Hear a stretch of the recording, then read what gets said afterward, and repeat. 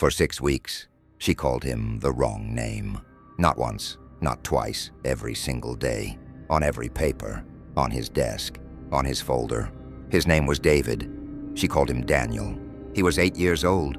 He sat in the back corner of that classroom, invisible, while she gave gold stars to the white children in the front. This wasn't a mistake. This was a weapon.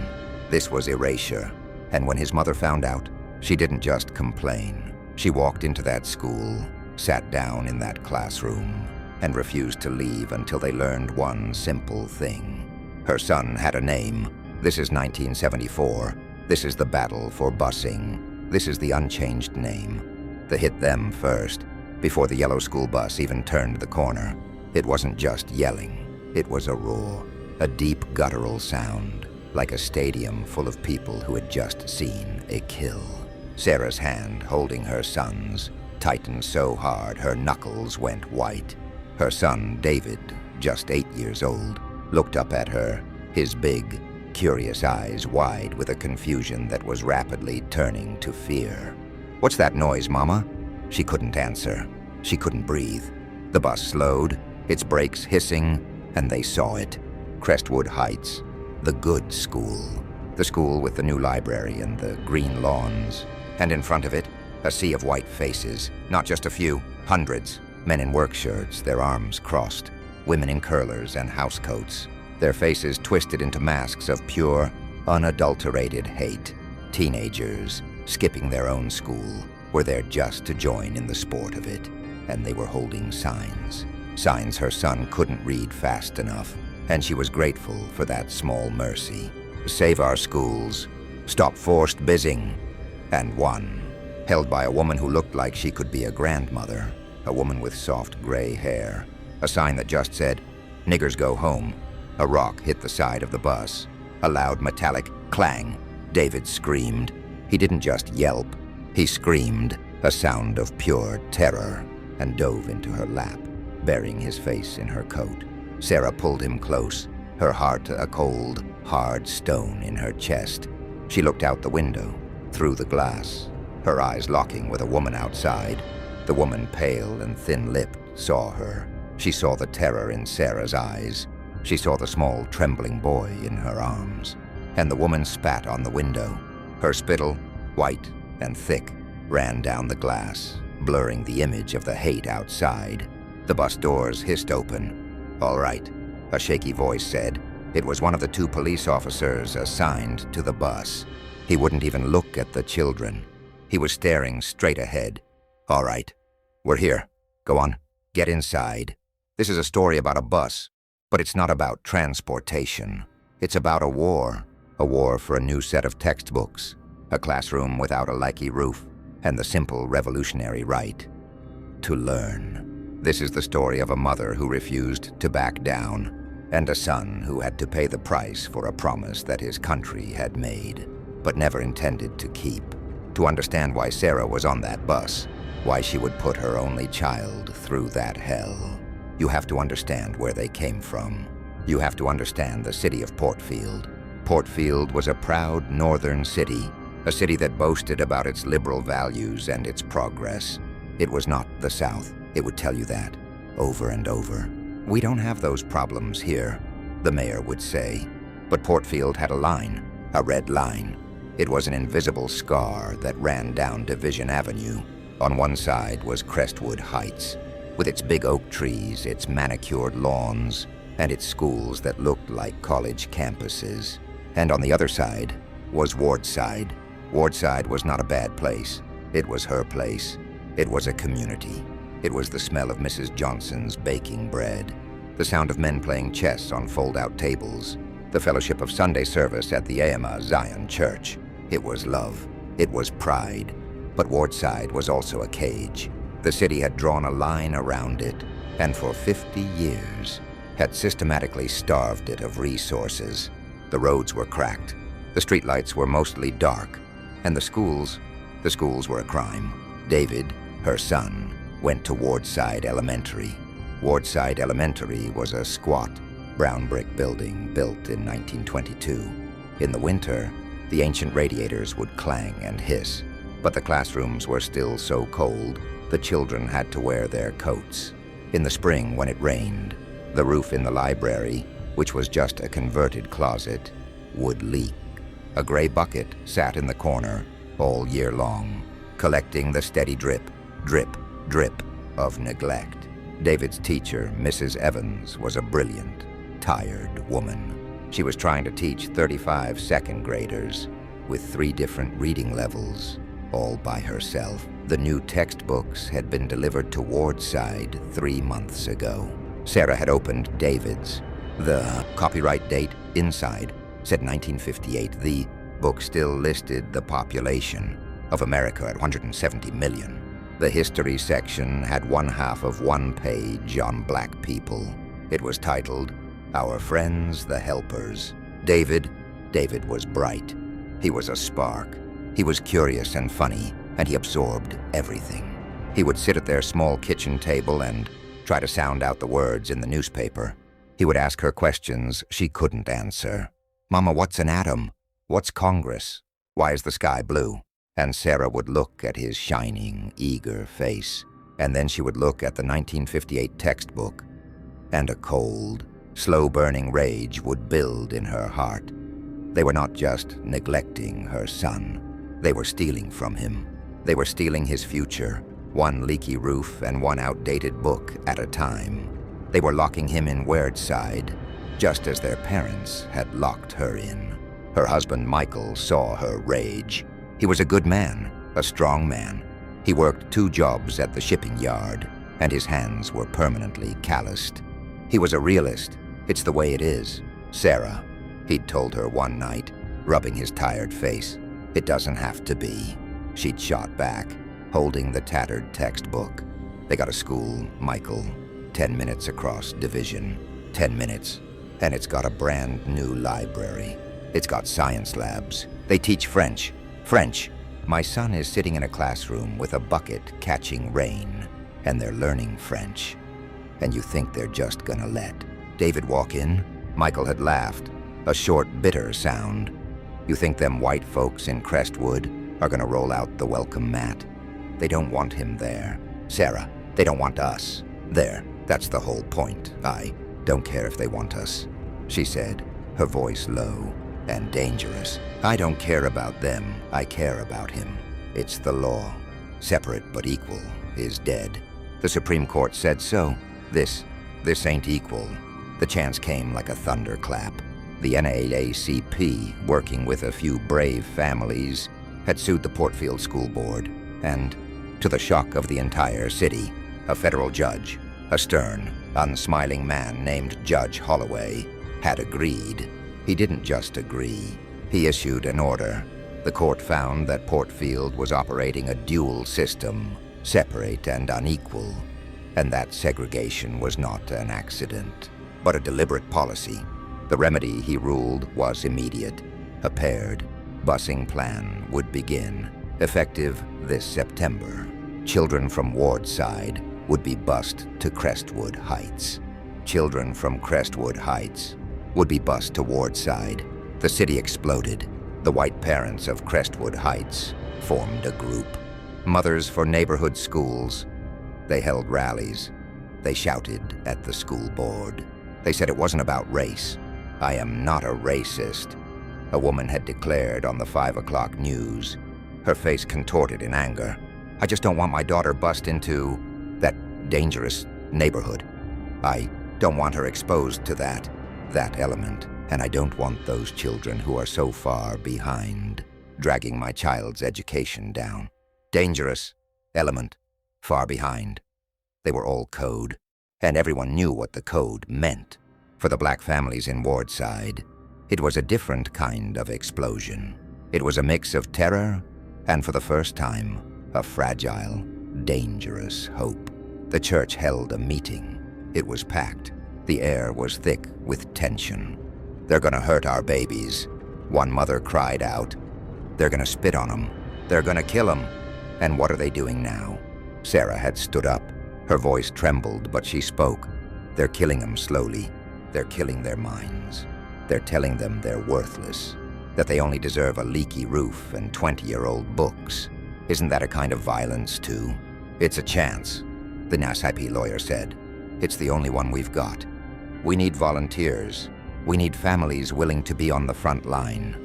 Sarah had looked at Michael. His face was torn. He saw the danger, but he also saw the hope in his wife's eyes. He nodded. Once, Sarah signed the paper. David was one of 40 children from Wardside Elementary who would be the first. The pioneers, the soldiers, the night before the first day. Sarah couldn't sleep. She sat in the dark, listening to David breathe in his small room. She was terrified. She felt like she was leading her own son to a slaughter. Michael sat down next to her in the dark. "You're a good mother, Sarah," he'd whispered, taking her hand. "You're a lion. I don't know if you're right, but I know you're righteous. I'll be at the bus stop with you in the morning." And now, they were here. The bus doors were open. The roar from the mob was deafening. "Mama," David whimpered, clinging to her. "I don't want to go." "I know, baby. I know," she whispered, her own voice thick. She set him on his feet. "But we have to." She looked at the other mothers on the bus. Their faces were mirrors of her own. Terror. Resolve. "Hold my hand, David," she said. "Hold it tight, and don't you look at him. You look straight ahead. You look at that school. You belong there. You have as much right as any of them. You walk, and you hold your head up. You hear me?" He nodded, his small body trembling. She took his hand. Michael stood up at the front of the bus, a wall of a man. He and two other fathers would walk them in. They stepped off the bus. The sound hit them like a physical blow. The screams, the curses. "Animals! Go back to the jungle." Police officers with stone faces formed a thin, wavering line. They didn't stop the screaming. They just kept the bodies from touching the children. A man, his face purple with rage, lunged forward and spat. It missed Sarah, but it hit the backpack of the little girl in front of them. David flinched, but he did what his mother said. He stared straight ahead, his eyes fixed on the red brick of the school, his small hand crushing hers. They walked up the steps. 30 seconds. It felt like 30 years. They passed through the gauntlet, through the line of police, and into the heavy oak doors of Crestwood Academy. The doors shut, and the roar was suddenly muffled, replaced by a new, terrifying sound. Silence. The hallways of Crestwood Academy were pristine. The floors shined. The lockers were new and blue. There were no leaky ceilings, and the white children, the students, just stared. They lined the hallways, not yelling like their parents outside. They just stared. Their faces were blank, cold and curious, like watching animals in a zoo. A woman, the principal, Mr. Harding, and a few teachers were there. "Welcome," the principal said, his voice strained, his smile not reaching his eyes. We're glad to have you." It was the thinnest, most transparent lie Sarah had ever heard. "David, your classroom is 2B, Mrs. Nelson." She knelt. She fixed David's collar. "Okay, baby? You're here. You go on. You be smart. You be good. I'll be right here to get you at 3 o'clock. He looked at the long, silent hallway. He looked at the staring white faces. He looked back at her. "I want to go home, Mama." "You go on, David," she said, her voice breaking but firm. "You go on." He let go of her hand. He clutched his empty book bag, and he started to walk, one of 40 small, dark figures, swallowed by a sea of silent, pale hostility. She watched him until he turned the corner. The first day was a blur of trauma. For Sarah, it was waiting. She and the other Wardside mothers waited at the church. They couldn't work. They couldn't think. They just waited. They prayed. They made coffee. They paced. Every siren in the city was in their minds, for their children. When 3 o'clock came, they were back at the bus stop. The mob was still there, smaller but just as hateful. The bus pulled up. The doors hissed open. The children came out. They were silent. Not one of them was crying. Not one of them was talking. It was a heavy, haunted silence. David walked straight to her and buried his face in her stomach, holding on. He didn't say a word. The ride home was quiet. When they got inside their apartment, he went to his room and shut the door. She and Michael stood in the hallway, lost. "What happened, baby?" she finally asked through the door. A small muffled voice came back. "Nothing." He didn't come out for dinner. Later she went in. He was asleep, still in his school clothes. He had been crying. His pillow was wet. That night, she heard him scream in his sleep. The second day, David refused to get out of bed. "I'm sick," he said, pulling the covers over his head. "My stomach hurts." "David," she said, her heart breaking, "you're not sick." "I am," he yelled, his voice desperate. "I am, Mama. I'm sick. I can't go." Michael came in. He sat on the bed. He didn't say anything for a full minute. "Son," he said finally, his voice rough, "you're scared. I know. I was scared yesterday, too." David peeked out from the covers. "You were?" "Yeah, those folks. They're full of hate. And hate is a scary thing. But you know what's scarier? Letting them win. Letting them scare you so bad you give up what's yours." "It's not mine," David whispered. "They hate me." "It is yours," Sarah said, sitting on the other side. "The law says it's yours, and we don't let people take what's ours. Not anymore." It took an hour, but they got him dressed. They got him to the bus stop. The mob was there. It was day 2. This time David didn't cry. He didn't flinch. He just went cold. He held her hand, but his face was blank. He had learned, in one day, how to build a wall. He was 8 years old. The second week was when the new wore off, and the real war began. The white parents of Crestwood Heights realized the police weren't going to stop them, so they escalated. They started protesting at the bus stops. In Wardside, at 6:30 in the morning, a caravan of cars would drive into their neighborhood. They would circle the bus stop, honking their horns, waving signs, screaming out their windows. "Get out. We don't want you." The Wardside fathers, Michael included, had to form their own perimeter around the children. It was a standoff. Every single morning. One morning, a car swerved, accidentally, and bumped one of the fathers. He fell. Michael and the other men surged forward. The police, who had been sitting in their car, watching, finally turned on their lights. All right, break it up," the officer said, getting out, annoyed. He looked at the Wardside men. "You all need to control yourselves. Control ourselves." Michael had roared. He just hit him with his car. It was an accident. Now let's get these kids on the bus. You're holding up traffic. The hatred was systemic. The police weren't there to protect the black children. They were there to manage the situation, which meant making sure the white protesters were protected from the black father's anger. And inside the school, it was a different kind of war. A war of silence and 1,000 tiny cuts. David would come home, and Sarah would ask him, "What did you learn today, baby?" "Nothing." "Did you make any friends?" "No." "Did the teacher call on you?" "No." She was getting nothing. He was locking it all away. She knew she had to go inside. She had to see Our herself. She scheduled a meeting with his teacher, Mrs. Nelson. When she walked into Crestwood Academy, the silence was still there. The stairs. The office secretary who made her wait 20 minutes, even though she was on time. Mrs. Nelson was a woman in her 50s, with tight blonde permed hair and a stiff smile. "Mrs. King," she said, not offering her hand. "Thank you for coming in." "I'm worried about David," Sarah said, sitting on a small child-sized chair. "Oh," Mrs. Nelson said, opening a folder. "Well, he's a very quiet boy, isn't he? He doesn't participate." "He's not quiet at home," Sarah said. He's scared."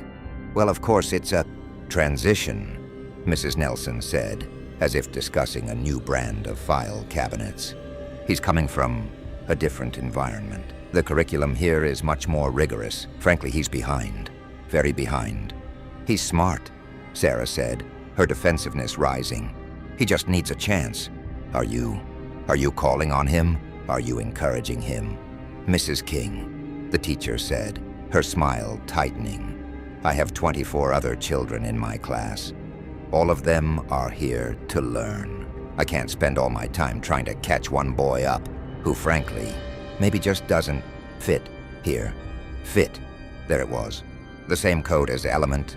Are you saying he doesn't belong here? I'm saying, Mrs. Nelson said, standing up, that he needs to adjust, and you need to be realistic about his potential. Perhaps he'd be more comfortable back at Ward's side. Now, if you'll excuse me, I have a class to prepare. Sarah walked out of that school, her hands shaking. It wasn't just the mob outside. It was the teacher inside. The mob was screaming, "Nigger." The teacher was smiling and saying, "He doesn't fit." It was the same thing. One was a fist. The other was a poisoned, polite needle. That night, Michael saw her face. "I'm pulling him out," he said. It wasn't a question. "He's not going back." "I'm done, Sarah. This is done." "No," she said. "What do you mean, no?" "You heard what she said. She's failing him on purpose. They're just gonna break him, Sarah. They're gonna break our boy until he believes them. My son's life ain't worth a new math book. And what happens when we pull him out?" Oh, Sarah's voice was rising, tears of rage in her eyes. "What does that teach him? That when white folks tell you you don't fit, you run. That when they hate you, you just go back to your leaky roof and say, 'Yes, sir.' They win, Michael. They win forever. I don't care about winning," he yelled. "I care about him. My son ain't a soldier." "He is," she screamed back. "He was born a soldier, Michael, just like you were. Just like I was. We didn't choose it, but this is the war we are in." And he will not run. Their fight went late into the night. It was the worst fight of their marriage. David heard it all from his room. The next morning, it was David who came to them. They were sitting at the kitchen table, silent, exhausted. "I'm going to school," he said, his voice small but clear. Sarah looked at him. "I heard you fighting," he said, not meeting their eyes. I don't want them to win." He had repeated her words. Her heart both swelled and broke. She had put a general's burden on her 8-year-old son. The fight escalated, a new low. The busing plan was two-way, while David and the Wardside children were being bused to Crestwood. A few white children were supposed to be bused to Wardside. Most of them had been pulled out and enrolled in new, all-white, private Christian academies that had sprung up overnight. But a few had to go one afternoon. The bus carrying the Crestwood children back to their neighborhood was ambushed.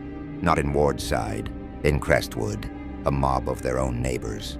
White parents blocked the bus. They thought it was the bus with the black children. They surrounded it, screaming, and then they saw their own children inside. The children, terrified, were crying. The mob, it didn't stop. They started yelling at their own children. "Tell your daddy you won't go. Refuse to go." They had become so consumed by their hate. They were willing to terrorize their own kids to make a point. The city was a powder keg. And then, the breaking point. The moment that changed everything. It was parent-teacher night, a mandatory event. Michael refused to go. "I'll be in jail if I go, Sarah. I see that teacher, I just can't." So Sarah went alone. She walked into Wardside, into Crestwood Academy. The mob was outside, but they were silent protesting tonight.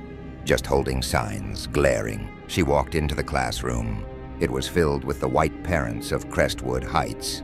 The mothers in their nice dresses, the fathers in their blazers. When she walked in, the conversation just stopped. She was the only black parent there.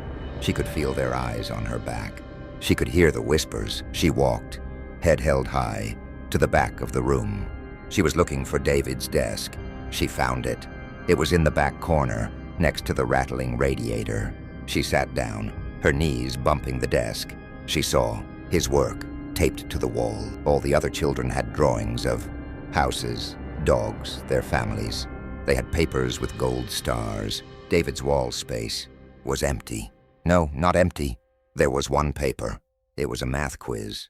12 out of 20. A C, written in angry red ink. She looked at the top of the paper, and she saw the name. Daniel King. Her son's name was David, not Daniel. She thought maybe it was a mistake, a one-time thing. She opened the desk. She pulled out his workbook. On the cover, Daniel King. His homework folder, Daniel King. She felt the blood drain from her face. It wasn't a mistake. It was 6 weeks into the school year. This woman, this teacher, had not even bothered to learn his name. She was not just ignoring him. She was erasing him. He was not David King to her. He was that boy. He was a number. He was Daniel. Close enough. She looked up, her eyes scanning the room, and she saw Mrs. Nelson smiling and laughing with a group of white parents, showing them their children's A+ papers. Sarah stood up. She walked over the workbook in her hand. She didn't yell. She didn't scream. Her voice was ice. She waited until the parents finished laughing. "Excuse me, Mrs. Nelson." The teacher turned, her smile fading when she saw Sarah. "Yes, Mrs. King?" Sarah held up the workbook. "My son's name is David." Mrs. Nelson looked at the book. She looked at Sarah. She flushed, a deep, ugly red. "Oh, well, it's a simple mistake. Daniel, David, they're very similar." "It's on everything," Sarah said, her voice quiet, but it carried across the suddenly silent room. "His quizzes, his folders, his desk. You've been here 6 weeks. You have been calling my son the wrong name. For 6 weeks, the other parents were watching, their faces frozen." "Well," Mrs. Nelson stammered, he never corrected me." "He's 8, Sarah said, her voice shaking with a rage so cold it burned. "He's 8 years old, and he's terrified. He's in a room where no one will talk to him, in a school where your husband is outside screaming at him and you. You let him be invisible. You made him invisible. Now see here." A father in a blazer stepped forward. "There's no need to harass the teacher. She's under a lot of pressure. With all this." Sarah turned to him. "With all what?" "With this. Busing. This situation. My son's name is not a situation," Sarah said. "His name is David, and you're not just failing him. You're not just ignoring him. You're erasing him.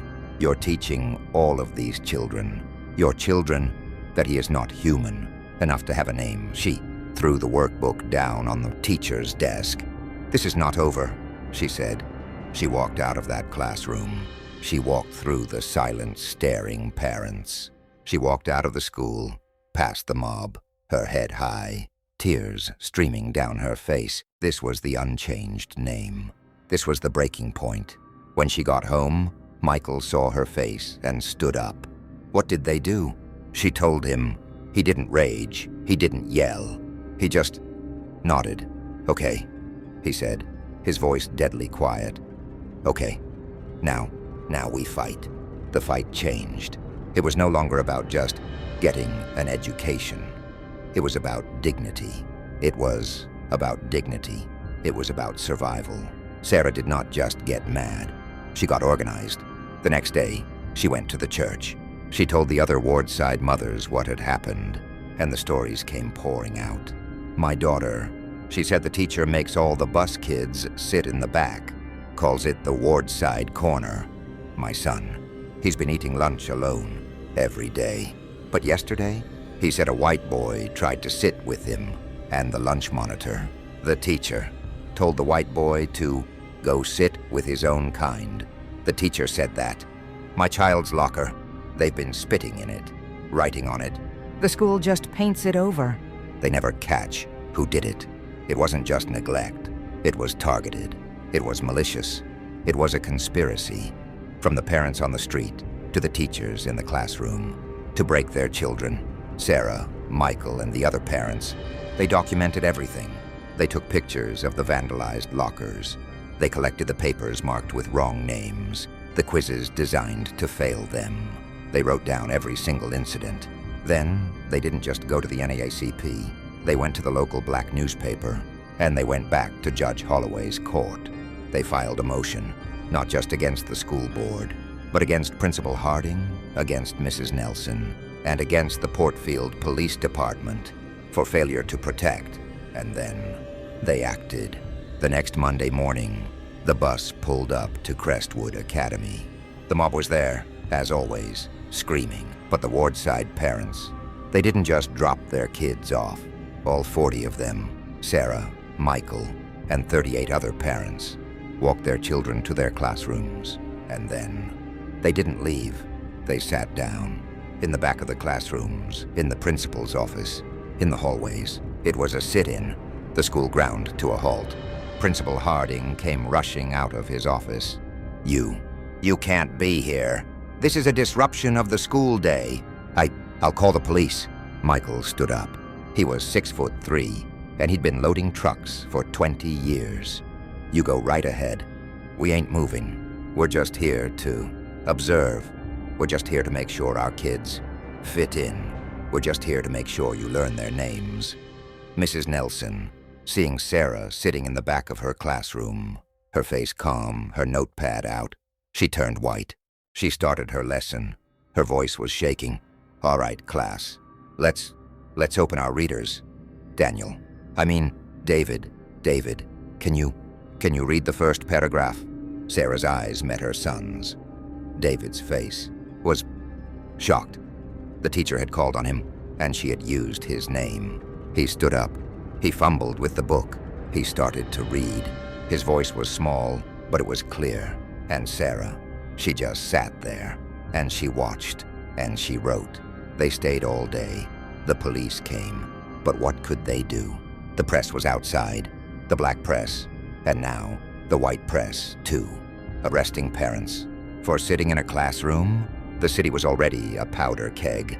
The police just stood there. The parents came back the next day, and the next. For a full week, the Wardside parents integrated Crestwood Academy. And in that week, the dynamic shifted. The white kids, with their parents not there and the black parents present.